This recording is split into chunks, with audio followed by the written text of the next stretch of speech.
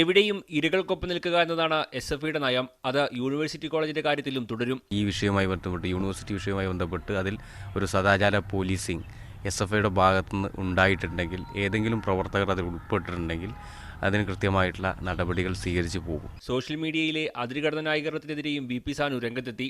ശത്രുക്കളേക്കാൾ കൂടുതൽ സുഹൃത്തുക്കളെ പേടിക്കണം എന്ന അവസ്ഥ ചിലപ്പോൾ സോഷ്യൽ മീഡിയയിലെ ചില ആളുകളുടെ ചില പ്രതികരണങ്ങൾ കാണുമ്പോൾ തോന്നാറുണ്ട്.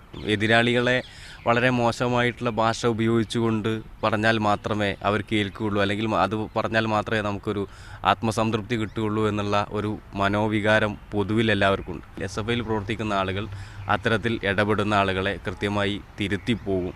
അത് തിരുത്താതെ ഞങ്ങൾക്ക് മുന്നോട്ട് പോകാൻ വേണ്ടി സാധിക്കില്ല എന്നുള്ളത് യാഥാർത്ഥ്യമാണ്. മടപ്പള്ളി കോളേജ് വിഷയത്തെക്കുറിച്ചുള്ള ചോദ്യത്തിന് അക്രമങ്ങളുടെ ഭാഷ SFI നിലപാടല്ലെന്നും വ്യക്തികൾക്ക് പറ്റുന്ന തെറ്റ് സംഘടനയുടെ നിലപാടായി കാണേണ്ടതില്ലെന്നും സാനു പ്രതികരിച്ചു. മീഡിയ 1, ഡൽഹി.